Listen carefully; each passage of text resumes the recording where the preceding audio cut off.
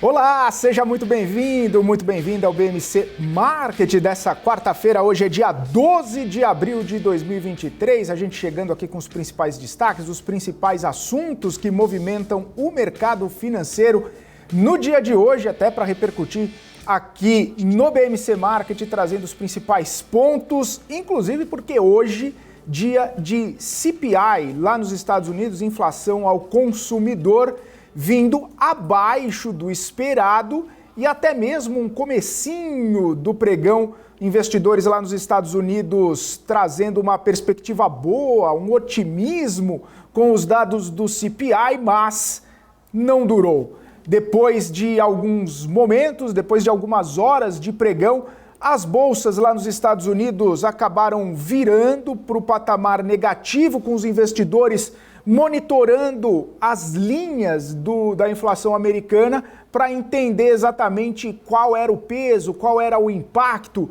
dessas linhas, até mesmo porque grande parte do arrefecimento da inflação no mês de março se deu por conta da queda no preço do petróleo, na queda do preço da energia, enquanto a inflação de serviços por lá seguiu bastante forte, bastante acelerada. Claro que agora o mercado está bastante volátil, nesse momento as bolsas americanas estão em leve alta, mas os investidores primeiro tiveram esse impacto positivo, depois um impacto um pouco mais negativo e agora tentando ver aí com bons olhos o que pode ser do Fed na decisão do próximo dia 2 e 3 de maio. Sem esquecer que daqui a pouquinho, 3 horas da tarde, tem a divulgação da ata do Comitê de Política Monetária do Banco Central americano, que vai dar uma pista, vai dar um sinal do que exatamente está pensando o Federal Reserve a respeito de inflação e principalmente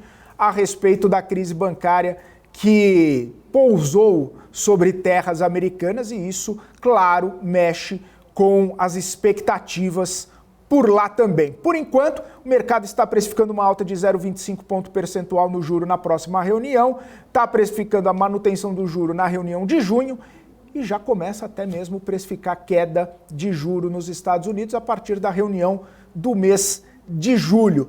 Aqui no Brasil, que está movimentando o mercado, segue sendo todo o otimismo referente à inflação que foi divulgada ontem. O IPCA divulgado ontem, hoje a Bolsa já sobe mais de 1%, 1,6%, quase chegando ali nos 108 mil pontos, 107.919. E quem está se dando bem nesse cenário todo é o varejo. Varejo subindo bastante nessa quarta-feira, também com otimismo por conta daquela proposta da Receita Federal de taxar as importações de até $50. Isso porque não só as pessoas físicas estão se utilizando disso, também tem muita gente que abriu lojinha e está vendendo importações no mercado. Então o alvo, Shopee, AliExpress, Shein e outras empresas lá de fora, principalmente as chinesas. Quem está aqui comigo hoje? Paula Moraes, para a gente bater esse papo, falar um pouquinho sobre mercado, falar um pouquinho sobre toda essa movimentação. Paula, quem é dono de loja nesses marketplaces, né? Não está gostando nada disso, mas investidor de empresa brasileira de varejo está vindo com bons olhos, hein, Paula? Exatamente, né, Felipe? Boa tarde, Boa tarde. Hoje é minha vez de te chamar. Boa tarde, Paula Moraes. Hoje trocamos de lado, por sinal, aqui, estamos aqui em posições É o metaverso. Trocadas. É o metaverso, boa.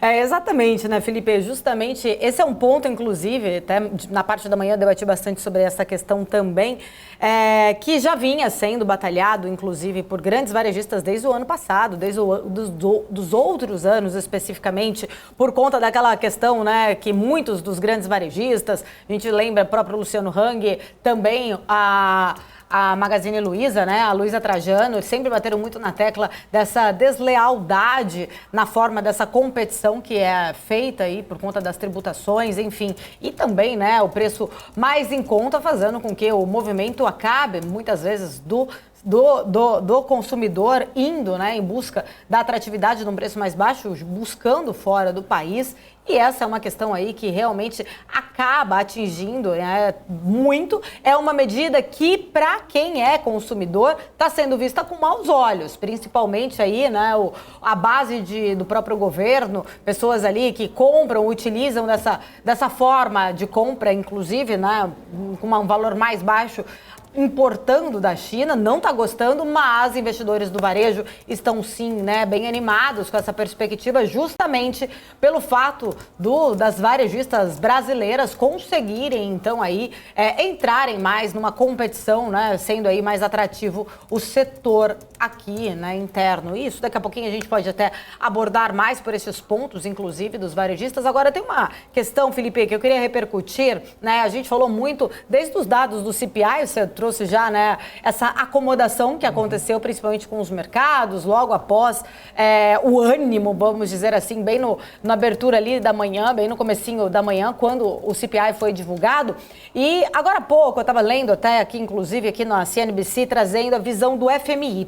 FMI que esta semana acabou trazendo aí uma projeção menor de crescimento global, inclusive aí com dados até comparados dos últimos 30 anos. O FMI, o que ele leu, como foi lido, né, exatamente esse CPI de hoje? Ele continua ali na posição fazendo um alerta, falando sobre uma desaceleração econômica nos Estados Unidos permanente, mesmo com esse indicador hoje pontualmente, como nós comentamos até mais cedo, né, algo muito pontual, veio abaixo ali, né, do que o mercado estava esperando, mas agora o mercado está olhando as entrelinhas e é justamente isso que está pesando para o investidor. E o FMI diz que dentro dos reinos ali, das possibilidades, apesar desses dados parecerem encorajadores, por um lado ali, como se fosse, né, encorajadores no sentido que sinalizariam então que o Fed vai, né, ter ali possibilidades de manter o ciclo monetário no atual patamar, aumentando muitas casas, daí o próprio Citigroup já prevê ali 0,25 na próxima reunião, mas até possibilidades de se manter aí para as próximas reuniões no atual patamar. O FMI alerta, então, agora uma possível desaceleração nos Estados Unidos. A primeira, na verdade, a diretora-gerente do FMI, ela disse que ficou muito surpresa e ainda fica surpresa com a força do mercado de trabalho e com os gastos do consumidor americano, levando, então, aí o próprio FMI ter um tom mais de cautela, revisando as previsões de crescimento econômico do país. A gente viu, né, uma projeção global esses dias vindo do FMI e agora especificamente falando mais da economia americana. Agora, Felipe, também estava lendo, né, trazendo toda essa repercussão, o Banco Central Europeu. Um outro ponto importante, o Banco Central Europeu, membros do Banco Central Europeu estão aí hoje se pronunciando, né? Muita gente se pronunciando em relação aos dados do CPI. Eles estão defendendo lá, na zona do euro, inclusive, novos aumentos das taxas de juros. Alguns membros do Banco Central Europeu estão ali numa posição muito de alerta contra uma possibilidade de um eventual afrouxamento da política monetária. Pelo menos essa é uma preocupação que já vem sinalizada por alguns desses membros, que falaram o seguinte: se não agirmos com bastante vigor agora, o problema da inflação vai voltar e vai piorar. Teremos ainda que ser mais rígidos depois, o que custaria muito mais caro. Indo um pouco até em linha do que o Will falou exatamente hoje de manhã, quando ele fez aquela análise especificamente do dado ali do CPI, né? Precisa olhar outros indicadores e não apenas um único ali indicador pontual. Pois é, Paula, essa situação, né, a gente discute bastante, até falávamos mais cedo sobre a transitoriedade da inflação, né? Porque muitos bancos centrais estavam alertando sobre essa possibilidade de ser uma inflação transitória, da inflação chegar num pico e depois arrefecer, que com a política monetária, com o aperto monetário, a inflação poderia retroceder um pouco. Isso a gente lembra lá nos idos de 2021, depois percebeu-se que não se tratava, obviamente, de inflação transitória, que a inflação acabou vindo mesmo para ficar, até que ela fosse combatida com um pouco mais de armas, um pouco mais poderosas. Até esse aperto monetário nos Estados Unidos, na Europa, aqui no Brasil, a gente tem visto essa movimentação e, claro, em outros países também a movimentação de um aperto monetário um pouco mais forte, justamente por conta dessa inflação. Então, o que basicamente os integrantes do Banco Central Europeu estão falando? Que a inflação ainda não é uma batalha ganha. A inflação na zona do euro, ela está se mostrando muito rígida e não existe uma sinalização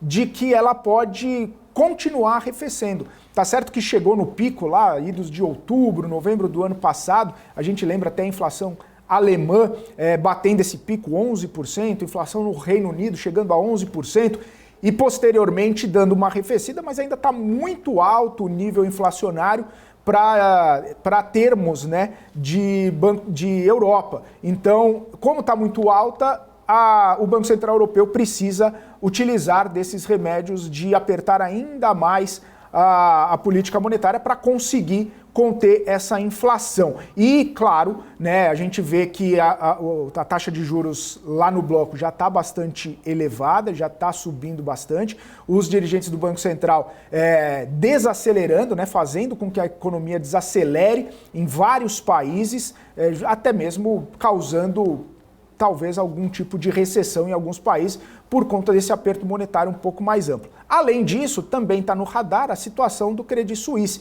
que foi uma desaceleração do banco, teve problemas no banco e aí praticamente quebrando, né, o Credit Suisse, tendo que ser resgatado pelo Banco Central da Suíça e pelo outro banco, o UBS, que acabou fazendo aportes para salvar, para resguardar todos os correntistas e pessoas que têm investimentos no Credit Suisse. Então todo esse cenário acaba sendo propício para o Banco Central não acreditar que haja qualquer tipo de transitoriedade na inflação na zona do euro. O mesmo acontece nos Estados Unidos, como a gente falou aqui. O próprio Will Castro Alves, quando a gente falou com ele mais cedo, ele falou, poxa, a inflação veio boa, né? Foi um dado bom do CPI, veio abaixo do esperado. Só que quando se abrem os números, a gente percebe que o petróleo em março caiu bastante, foi muito responsável pela queda na inflação. A energia ajudou a derrubar esse índice de inflação do CPI. A habitação, por outro lado, representou 60% do aumento da inflação. Ou seja, a habitação lá nos Estados Unidos segue sendo um problema de inflação. E aí existe essa perspectiva de que o dado é bom, mas é uma fotografia e essa fotografia ainda está, entre aspas, contaminada com a queda do petróleo no cenário internacional. Ora, com o corte de produção da OPEP, que agora anunciou, né, 1 milhão de barris por dia sendo cortados na produção, o petróleo voltou ao patamar de 85, 86 dólares e isso pode pesar no CPI do mês que vem, desse mês na verdade, no CPI de abril, que vai ser registrado, vai ser divulgado em maio. Então essa situação, inflação de serviço, inflação de moradia, habitação e a queda do petróleo, que pode ter mais pressão, isso faz com que o Federal Reserve possa elevar os juros na próxima reunião também para continuar segurando ou tentando conter a inflação. E Paula, só porque eu falei de Europa e falei de Estados Unidos, também tem a questão de inflação aqui no Brasil, porque o Roberto Campos Neto, presidente do Banco Central, ele participou mais cedo de um evento nos Estados Unidos, promovido pela XP, e ele falou de cenário macroeconômico, ele falou de toda a situação que envolve e também as decisões do Banco Central. E o que ele disse? Que a inflação caiu, mas as pressões permanecem, que o componente de demanda na inflação ainda é relativamente forte. E é interessante porque ele fala assim que o Banco Central não reage a dados de alta frequência, ou seja, ele não reage nesse dado que acaba sendo muito volátil, que pode ter muita volatilidade. E uma frase interessante que ele disse... As pressões permanecem? Ele falou o seguinte, inflação de março foi melhor, mas é só um dado. Um dado, é isso. Então precisa ter mais dados, precisam ter mais informações, precisa ter mais elementos para formar um pensamento, uma linha de raciocínio que possa fazer ou compor a queda de juros. Justamente porque o mercado já estava precificando desde fevereiro, segundo o Campos Neto, que vai haver corte de juro ainda nesse ano. E esses dados melhores de inflação, esses dados melhores econômicos, acabam colaborando com essa perspectiva do mercado. Mas não que o Banco Central vá cortar juros na próxima reunião ou na outra reunião. Então, precisa ter mais dados, mais elementos para conseguir formar essa percepção de que é possível baixar os juros. Então, você vê, né? Banco Central Europeu, Banco Central nos Estados Unidos, Banco Central no Brasil, todo mundo conversando no mesmo assunto, no mesmo tom, batendo na mesma tecla. Inflação não é um dragão ou um bicho domado. Exatamente, é muito precoce, né, Felipe? Pelo menos muitos dos analistas aqui, que eu li bastante sobre essas repercussões, acabaram falando exatamente a mesma coisa, né? É muito pontual, vamos aguardar próximos dados, principalmente para a gente entender se essa é uma movimentação realmente momentânea, pontual, de um mês específico, 2 ou 3, né? Ou se realmente mostra aí uma sinalização de que realmente está começando a surtir, né, o efeito dessas taxas maiores, e aí sim, né, esses bancos centrais, essas políticas monetárias estão conseguindo o seu principal objetivo, que é trazer a inflação para baixo, né, para dentro das suas metas. Inclusive, você estava falando do Campos Neto, me chamou muita atenção, porque ele falou exatamente essa questão seguinte, né? Que bom, veio menos, né, uma inflação menor, mas as pressões inflacionárias ainda são significativas no Brasil, em meio a todos esses componentes de demanda da inflação, né, relativamente forte. Campos Neto ali naquela análise, no qual ele falou para um grupo muito privilegiado, inclusive de investidores, convidados pela própria XP, neste evento lá nos Estados Unidos, Campos Neto falou exatamente sobre este momento. A avaliação acaba contrariando, de certa forma, o entendimento de alguns setores do governo para os quais haveriam ali, de repente, um problema de uma oferta e não de demanda, o que não poderia ser enfrentado com juros mais altos, que é uma tecla, inclusive, que o próprio presidente bate muito, né, Felipe, em relação a essa taxa de juros não ser justificada na visão do governo, porque não teríamos, na visão do governo, esta inflação, né, de demanda, contrariando exatamente o que o próprio presidente aqui do Banco Central sempre bateu nessa tecla e o próprio dado do IPCA mostra, né? O setor ali, se você olhar para dentro do núcleo, inflação foi o que mais acabou, o setor de serviços acabou se arrefecendo bastante, mostrando justamente ao contrário aí a linha do governo. Agora, um ponto que é muito importante, né, Felipe, é essa sinalização da questão do arcabouço fiscal. Arcabouço esse que, né, mais um dia a gente vê alguns desencontros de informações. De manhã a gente falou aqui sobre Simone Tebet, a ministra do Planejamento, falando que o texto não seria apresentado junto com a data agora de sexta-feira, que era para ser, né, junto com a apresentação do texto da LDO, porque o texto foi alterado, nada de importante, nada de tons políticos, mas que precisaria ter a validação, então, do presidente Lula e também a validação do ministro Fernando Haddad, que estão em viagem à China.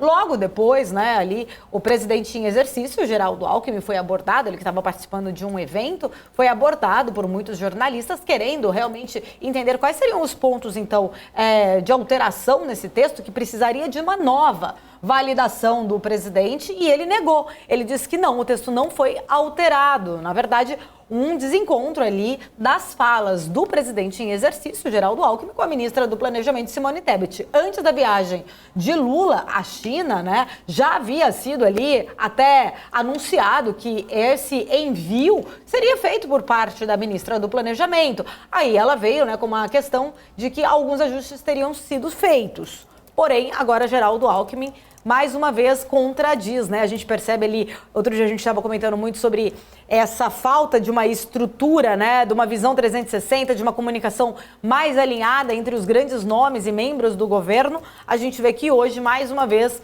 né, a ministra do Planejamento trazendo uma informação poucas horas depois, sendo então ali, né, mudada a informação pelo presidente em exercício, Geraldo Alckmin. O que o investidor quer entender é exatamente, né, qual que é essa estratégia do governo, então. Se apresentou esse arcabouço antes dos 100 dias, por que não, então, já não protocolaria junto com a LDO agora nessa sexta-feira? Pois é, Paula, é complicado da gente entender essa estratégia, né, e até imaginar o que pode ser de tão importante para mudar, assim, de última hora, últimas vírgulas, como os integrantes do governo gostam de dizer, quais seriam essas últimas vírgulas a serem alteradas. E já é interessante que também já falam, não, mas não é nada político, é uma questão mais econômica. Poxa, tanto tempo de estudo, tanto tempo de projeções econômicas, fazendo ali, né, essa projeção, os estudos para o arcabouço poder ficar redondinho, e mesmo assim ainda sempre falta alguma coisa. Eu acho que eles estão colocando na norma da BNT, que ainda não estava. Mas enfim, falando ainda de arcabouço, né, é uma questão importante, porque mais cedo teve até está tendo, na verdade, um evento promovido pelo BTG, e o presidente do BTG, que é o André Esteves, ele falou sobre o arcabouço fiscal, ele falou sobre o que ele teve de impressão com o arcabouço fiscal e trouxe elogios à nova proposta de regra fiscal aqui do Brasil. Conselho, né, o presidente do Conselho de Administração, é sócio também do BTG, André Esteves, ele viu como positivo o arcabouço fiscal. Na aspa dele, ele falou o seguinte: eu gostei do arcabouço, acho que tem algumas sutilezas que são mais importantes ainda do que a medida em si. E falou ainda, né, que esse arcabouço sugere que o Brasil, caminhe em direção a um superávit primário moderado em torno de 1% na estabilidade. Diz que chegamos lá de uma maneira transitória, mas que cabe dentro dos orçamentos e talvez com um resultado fiscal para esse ano melhor ainda do que o esperado. Então, por si só, o arcabouço tem o objetivo e a consequência de tirar um risco de cauda do Brasil andar em direção da Argentina ou coisa parecida. E ele completa o seguinte, falando que com o arcabouço fiscal, o mercado brasileiro muda de patamar, faz o mercado brasileiro mudar de patamar. Bastante otimista, né? Bastante otimista o presidente do BTG, André Esteves, com essa situação, com essa apresentação do arcabouço, mesmo que não oficialmente a legislação, né, com todos os detalhes, com todas as contas,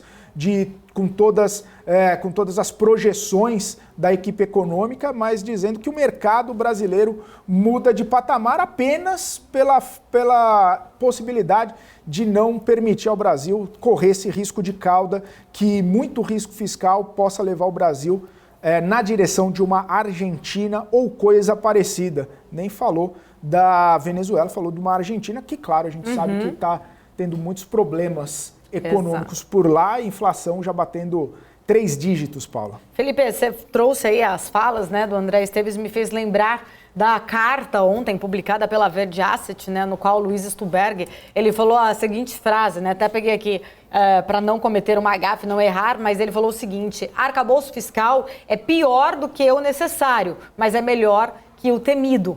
Né, trazendo ali uma sinalização, uma visão, né, tão conhecido, né, um fundo tão conhecido principalmente, um gestor também respeitado, Luiz Stuberg, ele acaba falando, né, que algumas das posições, inclusive em ações implícita aqui no Brasil, juros nos Estados Unidos, Japão, trouxe ali uma visão, principalmente nessa carta dele, trazendo ali uma posição menor até em Brasil, falou que os ganhos vieram muito das posições compradas em ouro, inflação americana e juros longos europeus. Falou que a posição comprada em inflação implícita no Brasil foi mantida e continuamos tomados em juros na parte curta da curva e comprados em inflação nos Estados Unidos. A posição em ouro foi mantida, mas zeramos a alocação em petróleo, né, afirmando então nesse relatório, no qual ele acabou fazendo ali também uma análise sobre este arcabouço fiscal. Falou que é, ao mesmo tempo, pior do que o necessário e melhor que o temido pelo mercado. É isso aí, Paula. E para a gente repercutir um pouquinho sobre toda essa situação, vamos chamar aqui o Caio Augusto, economista do Terraço Econômico, já está aqui com a gente. Olha ele aí, muito boa tarde, Caio. Bem-vindo mais uma vez aqui ao Market. Prazer falar contigo, meu caro. Boa tarde, Felipe. Boa tarde, Paula. E a todos que nos acompanham aqui na BMC News. Boa tarde. Ô, Caio, seguinte, a gente estava falando do arcabouço fiscal aqui, que deve ser apresentado apenas na semana que vem. O que te parece esses últimos ajustes? Eu me lembro lá para meados de março, o presidente Lula falando que não poderia apresentar porque o ministro Fernando Haddad deveria dar explicações, né, falar sobre o arcabouço fiscal, depois fez a apresentação, mas ainda não finalizou de redigir a proposta de lei que vai ser encaminhada ao Congresso. O que pode ser de tão importante para ser alterado assim meio que de última hora? Você acha que é uma questão que ainda tem muita conta a ser feita, tem muito lugar que precisa ser olhado ali atrás do armário, embaixo da cama, de onde que vai sair recurso para pagar essa arrecadação toda que o governo pretende? Acredito que, sinceramente, as duas maiores dificuldades envolvidas no fechamento de todas as condições finais desse conjunto de regras estão nos seguintes pontos. Em primeiro lugar, como é que você vai deixar de definição que tipo de coisa ficaria dentro, ficaria fora da regra? Em tese, tudo ficaria dentro dessa regra, mas de fato, né, a gente ainda não viu a proposta finalizada, não viu ali com todos os seus detalhes, o diabo mora nos detalhes, já dizia o sábio. É possível que a gente encontre nessa regra alguns aspectos que digam mais ou menos o seguinte: se você mudar o nome de algum gasto, ele passa a ser investimento e dessa maneira ele passa a ficar fora da regra. Esse tipo de coisa, né, esse voluntarismo tremendo, ainda pode acontecer. Em segundo lugar, eu acho que a segunda grande dificuldade está na explicação prática de onde sairiam esses recursos, né, que é um número que muita gente tem levantado em diversas simulações, é que para essa regra funcionar, apenas em 2023 a gente precisaria ter uma arrecadação superior ao esperado na casa de 150 bilhões de reais. E assim, vou ser bastante sincero e honesto com vocês. O que tem sido anunciado até agora, de alguns pontos, me parece absolutamente irrealista. Por exemplo, vou mencionar dois dos que, caso eu não esteja enganado, de fato eu vi sendo anunciados. O primeiro, a respeito dessa taxação, que eu gostaria de chamar aqui, dar um novo nome, taxação de bugigangas, né, que é o fim daquela exclusão de importações até $50. Não é isso que vai mudar, tá, pessoal? Mas, enfim, diz a lenda que a expectativa é de arrecadar 10 bilhões de reais com isso. E uma outra que eu também achei surreal é a seguinte: há uma proposta de que as empresas que queiram, né, nesse campo de apostas, aí tem uma porrada de empresas agora, teriam que pagar 30 milhões de reais por uma licença que dura 5 anos, e aí a expectativa de arrecadação com isso era 30 bilhões de reais. Então, assim, numa conta de padaria é imaginar que existem 500, literalmente 500 empresas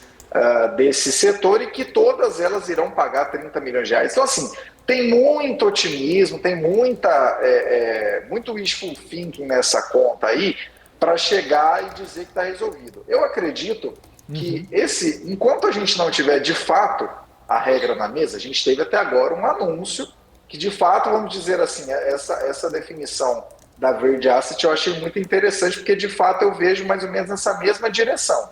Não é uma, nossa, meu Deus, que grande solução, como o governo dá a entender desde o período de transição, né? Não, nas outras gestões a gente gerava superávit, a dívida caía e tudo mais. Fiquem tranquilos, não é essa a solução, definitivamente não é. Mas, por outro lado, também não é o fim do mundo, porque, de fato, fim do mundo mesmo seria levar em consideração que não existiria nenhuma regra. E um número que é muito importante vocês sempre se lembrarem é que do plano real até o teto de gastos, todos os anos, em média, o gasto do governo aumentou 6% real, ou seja, 6% acima da inflação. Se você falar assim, mas o teto de gastos dizia que era zero esse aumento. Sim, mas a qualquer momento, qualquer pessoa surgia com alguma grande causa nobre. Não estou falando da pandemia, ok, na pandemia, beleza, todo mundo entendeu, o mercado entendeu, o mundo inteiro entendeu. Agora, em 2021 foi, a justiça está sacaneando o governo, dizendo que tem mais precatórios, e 2022 foi literalmente, teve uma guerra na Ucrânia, a gasolina aumentou, então eu preciso dar auxílio taxista, auxílio caminhoneiro, auxílio costureiro, auxílio qualquer coisa. Então, assim, é uma regra que acabou sendo morta simplesmente pelo fato de que qualquer coisa que você quisesse poderia simplesmente ter a seguinte aspa: isso não está embaixo do teto. Qualquer sinalização que a gente tiver nessa regra, e de novo, nesse conjunto de regras, e de novo, a gente só vai saber disso a partir do momento que a gente souber quais são essas regras e quais são os seus gatilhos, porque também não adianta nada virar e falar assim, não, você olha a receita passada no período de 12 meses até o meio do ano, beleza, é isso que vai poder crescer, 70% disso, limitado a 2,5% real e o mínimo de 0,6% real. Ok, isso traz um realismo que todos nós reconhecemos. Agora, a grande dificuldade é como é que você vai garantir que, ponto número 1, as receitas adicionais que precisam estar nessa conta para que isso comece a valer entre 2023 e 2024 surjam, né? 150 bilhões de reais vão surgir da onde? Em segundo lugar, qual é a garantia, principalmente porque, em termos legais, essa será um projeto de lei mais fraco do que uma emenda constitucional, qual é a garantia de que isso não vai ser mudado no meio do caminho? Resta a gente saber que, claro, a intenção do governo vamos colocar um plano que seja aí sustentável por um período longo de tempo, até que parece que nem será estabelecido um período de tempo para isso. O teto de gastos passou em 2016, eram 20 anos, e no 10º ano, 2026, seria rediscutido. Sequer chegou à metade, e era uma emenda constitucional. Então, assim, quais são as garantias que vão ser colocadas dentro dessas normas que a gente ainda não sabe, para dizer, de fato, vale a pena confiar ou não? E, só complementando o que vocês acabaram de dizer, eu também acredito que a visão do Esteves é extraordinariamente positiva, porque uma coisa é você anunciar a regra, você dizer que, olha, o gasto vai crescer em termos reais todos os anos, porém, ele vai crescer uma parte da receita e vai ser limitado a 2,5%. Ah, isso é muito difícil, mas isso é mais realista. Agora, outra coisa bem diferente é assumir que isso já cria condições absolutamente abertas para que você tenha, por exemplo, uma queda de juros, sendo que a gente ainda não teve a regra apresentada, isso não passou pela discussão do parlamento, ela não está valendo, e quando começar a valer, um lembrete que importantíssimo de ser feito, vai começar a valer a partir de 2024.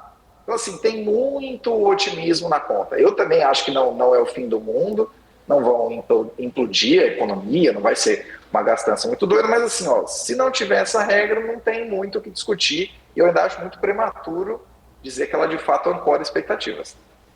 Caio, deixa eu trazer aqui um outro ponto, né? A gente entendi muito bem aí a sua colocação em relação a esses, né, possíveis, vamos colocar assim, ajustes ainda, né, pontuais. Mas até onde isso também não pode ser uma estratégia do próprio governo, né, em tentar ali adiar mais uns dias, a tentar se aproximar mais de Arthur Lira. Arthur Lira resistiu à viagem à China, não quis acompanhar o presidente Lula, né? Tem ali uma questão ali muito crível, inclusive da gente enxergar ali um posicionamento de forças, né, entre o presidente do Planalto e também, né, Arthur Lira. E eu tô lendo até agora, que acaba de sair a notícia, que o Lira conseguiu, há uma hora atrás, fechar aí um acordo para formar um superbloco aí com 175 deputados na Câmara, e é o maior, inclusive ele que estava muito insatisfeito com o bloco anterior, que tinha ali sido para ele como se fosse uma visão menor de força. Agora ele traz aí um outro superbloco composto por PP, União Brasil, PDT, PSB, Solidariedade, Avante, Patriota e a Federação do Cidadania/PSDB. Essa criação exatamente desse novo bloco aqui traz uma força um pouco maior e traz ali até um contraponto, né? Mostrando um pouco mais desse poder de Arthur Lira ali na Câmara contra, né, aquele poder de articulação que Lula imaginaria ter, inclusive ali com Arthur Lira nas negociações. Lembrando que o PT ainda, até nesse novo governo, não passou pelo crivo ali da Câmara, nada foi votado. Todos os projetos que foram colocados nesses 100 dias foram, na verdade, recriações de projetos que já existiam, com nomenclaturas diferentes. Não teve a prova de fogo ainda. Será que esse atraso também não pode ser uma estratégia do Planalto em tentar se aproximar de Lira ali e tentar ver, né, essa negociação mais de perto para não ter aí realmente uma oposição forte numa votação tão importante para o governo? Como diz o Shenkman, que é um dos mais brilhantes economistas que o Brasil tem a nível acadêmico, A grande dificuldade que existe, o terreno mais pantanoso que existe entre a economia e a política é quando a gente começa a pensar o seguinte: o economista vai olhar os recursos, as limitações, os incentivos podem ser colocados, e a política vai dizer mais ou menos qual é o caminho do possível. Eu faço esse lembrete porque, no final das contas, o que mais vai importar é a capacidade que o governo tem de convencer a classe política, que representa as pessoas, está suscetível a diversas pressões, de que acredita ou não em determinados projetos. E no final das contas, todo político que chega ali a essa liderança do parlamento, ele acaba tendo ali os seus próprios interesses, acaba tendo os feudos que ele deseja atender, isso faz parte da política.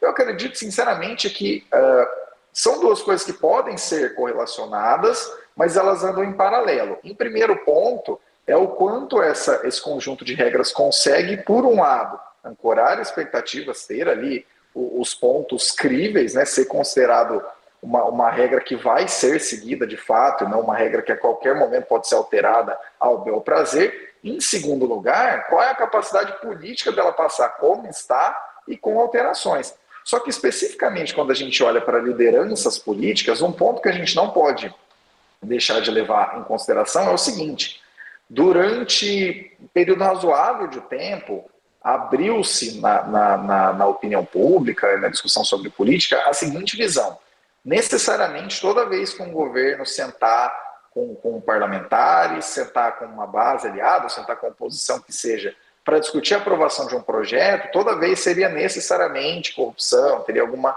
má intenção ali no meio. Porém, uma coisa que é importante ser dita é a seguinte: se você não tiver capacidade de sentar com pessoas que eventualmente estão indo em outra direção, nem que seja minimamente para você entender quais seriam os interesses que precisariam ser atendidos para que aqueles projetos avançassem, então, de fato, você não tem capacidade de articulação nenhuma.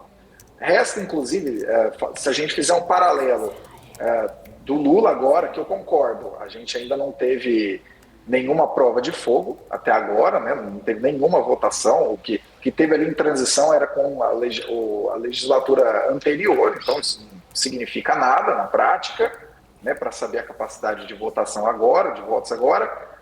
Mas se a gente fizer um comparativo com o Bolsonaro, por exemplo, depois do período em que começaram a surgir algumas denúncias, alguns casos, né, protocolaram alguns casos de impeachment, o Bolsonaro ele se associou muito ali ao Centrão, ao próprio Lira também, né, no final das contas, e né, muito foi colocado na mesa de que o Bolsonaro não teria nenhuma capacidade de articulação, o que, de fato, eu tendo a concordar, porque ficou uma questão meio o que o Centrão decidir e o Brasil vai nessa direção.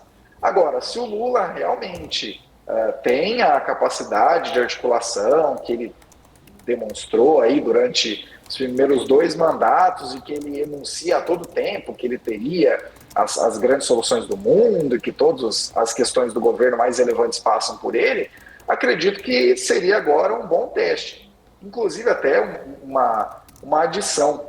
Eu acredito que para quem tem, teoricamente, né, quem fala que tem todas as soluções do mundo, eu acho que está demorando demais, porque 2 meses em transição para estudar o cenário e agora a gente já está em abril e teoricamente não, das outras vezes, nos outros anos em que a gente esteve aqui, as coisas foram muito boas, tudo mais, e até agora regra que é bom nada, sabe? Eu acho que pode sim, tem essa possibilidade de estar ganhando um tempo para conversar ali melhor, tentar articular melhor as coisas com o Lira, mas são coisas que andam em paralelo. A política é o que vai fazer o possível e a economia é o que vai colocar o plano ideal na mesa, por assim dizer, com muitas aspas, porque esse está longe de ser o plano ideal, mas é um plano muito mais realista. Então, pode ser que estejam ganhando tempo, mas, sinceramente, que estejam fazendo isso, né, até pegar uma frase do Haddad no dia que teve o anúncio, esse anúncio aqui, na verdade, é o começo do trabalho, não é o fim do trabalho, ninguém aqui está cansado. Eu realmente espero que nem na ala econômica, nem na ala política, as pessoas estejam cansadas, porque, de fato, tem um trabalho muito grande. Não só para aprovar isso, como também uma tributária que seja relevante, que eu acho que tem uma chance muito baixa. Agora já estão discutindo 5 setores para ficarem de fora dessa reforma e tudo mais. Então, assim, é uma chance, a meu ver, infelizmente, muito baixa, apesar do sistema ser uma porcaria, todo mundo sabe disso, é uma chance muito baixa, porque tem muitos feudos ali, né, puxando a sardinha para o seu lado. Mas você passar coisas tão relevantes ao mesmo tempo, e né, principalmente com atualizações como essa, Paulo, que você acabou de trazer, eu acho que o governo está sendo muito otimista. Eu vou ser meio São Tomé. Pode ser que dê certo, moro no Brasil, quero criar filhos aqui e tudo mais, torço para que dê certo, mas estou pagando para ver. Exatamente, até o título aqui, né, dessa matéria em alguns sites está bem o contra-ataque de Arthur Lira, trazendo aí realmente, né, a força do presidente da Câmara. Bom, Caio, a gente quer agradecer, obrigada, sempre um prazer recebê-lo aqui na nossa programação do BMC News, volte sempre. Opa, eu que agradeço, pessoal. Precisando, só chamar. Valeu, obrigada. Abraço. É isso aí. Caio Augusto, economista do Terraço Econômico, aqui com a gente. A gente vai para um rápido intervalo. Na volta, mais notícias impactando aí o mercado financeiro. Continue aqui com a gente. As empresas que fazem parte do seu dia a dia estão em uma das maiores bolsas do mundo, a Nasdaq. E a boa notícia é que você pode investir nessas empresas diretamente pela Avenue, sua corretora nos Estados Unidos. Com os dados das ações dos Estados Unidos fornecidos pela Nasdaq em tempo real, o cliente Avenue pode acessar diretamente as maiores bolsas do mercado americano. Entre neste mercado de tecnologia e inovação. Acesse avenue.com.br/Nasdaq e seja bem-vindo ao mercado global. Você está cansado da mesmice? Negociando em plataformas com ferramentas desatualizadas? Falta variedade e funcionalidade? Aproveite nossa grande seleção de ferramentas de trade. Baixas taxas de negociação, suporte em português 24 horas por dia, com mais de 200 criptomoedas disponíveis para trade. E a facilidade de depósitos com Pix. Aproveite o futuro agora. Bybit. Abra sua conta hoje mesmo. Bybit.com.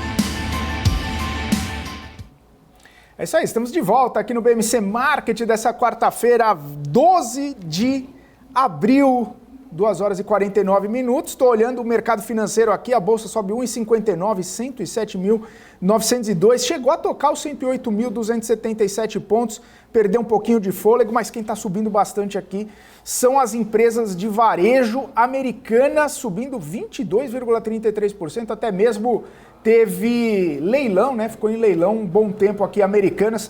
Teve toda aquela notícia sobre credores, né? E claro, também toda a situação envolvendo o próprio varejo, ajudando a sustentar essa alta expressiva de Americanas. Marisa também subindo 13,85%, são as duas maiores altas do varejo hoje. Magazine Luiza subindo 3,7%, Via subindo 1,97% apenas, tá? A quem sobe menos é a Light, mas a gente vê também C&A subindo 4, Guararapes subindo 4 também, Lojas Renner 3,67. O varejo, um dia bom, né, Paula? Para o varejo, muitas notícias importantes para o setor varejista essa quarta-feira trouxe aí para o setor de varejo, hein? Exatamente, Felipe. Para a gente entender até mais, né, sobre esta movimentação, repercutir um pouco mais dos pontos importantes relacionados ao varejo, quero chamá-la aqui para a nossa conversa, ela, Paola Mello, chegando aqui na nossa programação. Paola, que é analista, sócia da GTI, chegando aqui com a gente. Seja bem-vinda, Paola. Boa tarde. Boa tarde, Paula. Boa tarde, Felipe. Um prazer. Boa tarde. Obrigada, prazer. Paola, bom, entender, né, a sua visão como um todo. A gente está vendo aí uma alta para o varejo. A gente sabe que tem N fatores ali que possam até estar ajudando bastante, até o próprio IPCA ontem um pouco menor em relação a serviços, sinalizando aí até uma possibilidade de um juros, né, começar num momento a declinar, não no imediato, mas traz um peso importante também para o varejo. Mas eu queria entender a sua visão, se você acha que isso pode estar sendo reflexo também da medida anunciada hoje pelo governo, especificamente sobre a tirada, né, a isenção daquele imposto sobre encomendas internacionais, aquela isenção até $50, segundo a Receita Federal, era utilizado isso como, por muitas empresas, como uma sonegação, né, acabavam enviando ali como se fossem umas pessoas físicas e aí teriam essa isenção e não havia ali uma sonegação de tributos. A gente sabe que desagrada a medida para quem é o cliente em si, mas investidor de varejo acho que está bem, né, feliz, na verdade, em trazer aí uma força maior para o nosso varejo local. Eu queria entender um pouco mais da sua análise sobre este tema. O setor de varejo respira aliviado, né, por 2 dias depois de ter sido maltratado numa série de aspectos e todos de cunho macro, Paula. Então, a gente teve o evento Americanas, né, depois de uma subida muito abrupta do custo de capital. Então, ontem, quando a gente teve esse dado de inflação vindo abaixo do esperado, né, mostrando um certo arrefecimento, a gente já sinaliza uma luzinha lá no final do túnel, né, e não é um trem vindo contra nós, como tem vindo um atrás do outro, né, é uma sinalização de que a gente possa começar a reduzir juros em algum momento, né. Então, quando a taxa de juros subiu de 2 para 14 em 1 ano e meio, as despesas financeiras multiplicaram por 7. E aí não há margem que suporte isso. As empresas que estavam numa situação de caixa um pouco mais confortável, elas aguentaram um tempo até agora, mas elas não aguentam assim para sempre. Então, esse foi o primeiro aceno. O segundo, sem dúvida, é esse que você pontuou, né? A gente está sendo inundado aqui no Brasil com 500 mil pacotes dia. Não existe uma estatística muito clara disso. Eu tenho, assim, caçado informação, assim, no laço, para saber que número é esse. Esse foi o número que eu consegui chegar. Acho que o volume de fiscalização que esses pacotes sofrem, assim, é da ordem de 3%. Então, se eu assumir que 3% disso passa pela Receita Federal e aí sofre algum tipo de tributação, essa é o número que está na estatística, né? Então, em outras palavras, eu estou dizendo que 97% do número está fora da estatística. Então, a gente já vinha ouvindo alguns rumores ali de que a Receita Federal estava sendo um pouco mais rigorosa, né? A gente sabe que os sistemas que eles operam são bastante antigos e não tem uma capacidade de processamento tão elevada. Eu imagino que eles estejam fazendo investimentos nesse sentido, mas quando a gente entra nos sites de compra, esses grupos, né, do Facebook, e aí para ver compras da Shein, da Shopee, e eu estou em vários deles ali como ouvinte para ter um pouco, né, essa informação, esse feeling do que está acontecendo nas ruas, e a gente já está vendo que muitas dessas compras estão sendo tributadas. E aí, quando a pessoa recebe um boletinho lá dos Correios para pagar igual ao valor que ela pagou, às vezes superior, ela fica muito desincentivada a fazer novas compras nesses sites. Então, isso foi formalizado agora, né, de que realmente o governo está tomando medidas.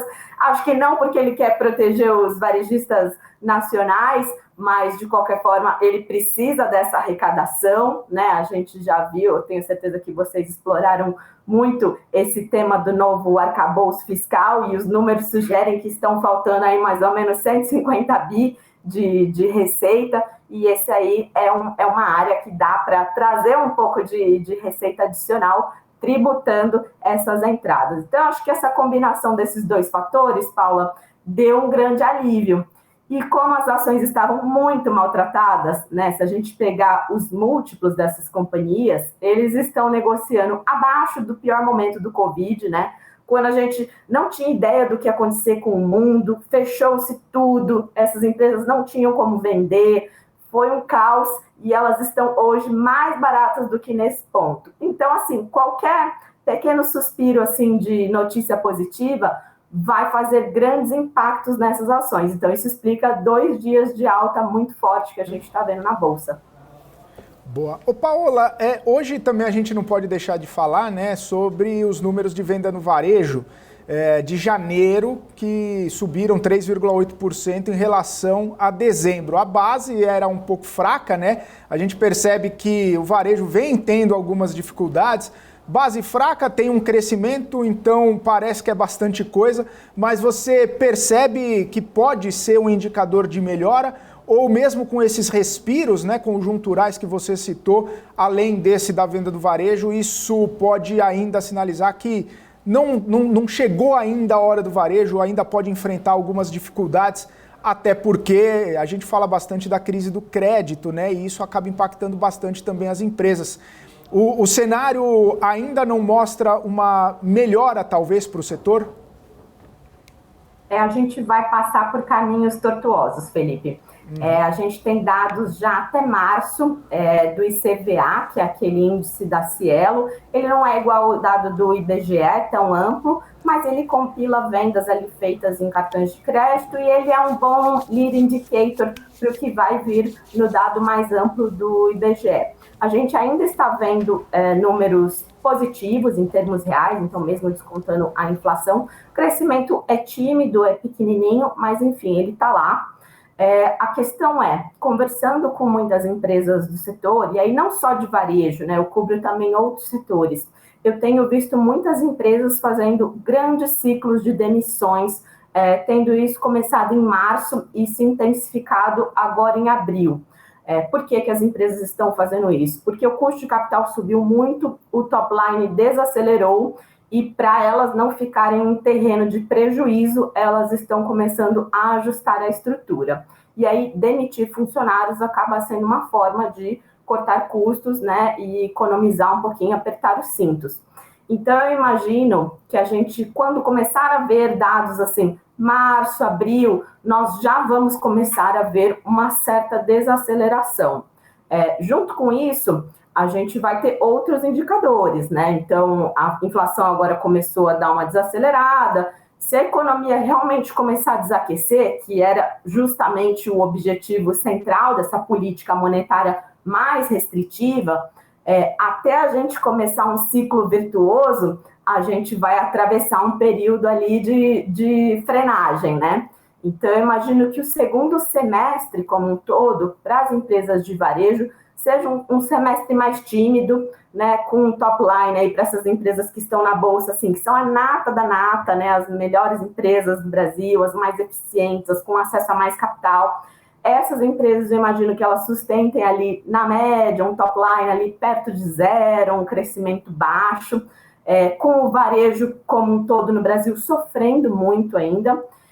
E aí plantando a semente para um segundo semestre melhor, né? Então, eventualmente, um segundo semestre com uma inflação mais controlada, eventualmente com uma taxa de juros marginalmente mais baixa do que a que nós temos agora, e aí começando a trazer um estímulo um pouquinho maior para a demanda, e empresas com uma estrutura mais leve, depois de um período de ajustes, né? Então, eu imagino que agora, Felipe, apesar do macro estar confuso, ainda meio ruim, ainda é um bom momento de entrar nessas posições, né, para quem quer investir no varejo. Porque se o segundo semestre, de fato, for dessa maneira que eu estou descrevendo aqui para vocês, já limpinho, melhor, com uma rentabilidade começando a aparecer, aí o preço dessas ações, ele volta a corrigir, né? E assim, mesmo que a gente não tenha um cenário de céu de brigadeiro precificado, como hoje elas ainda negociam abaixo dos piores momentos das crises, só dela voltar ali para a banda inferior do valuation já tem um upside muito grande para o investidor capturar.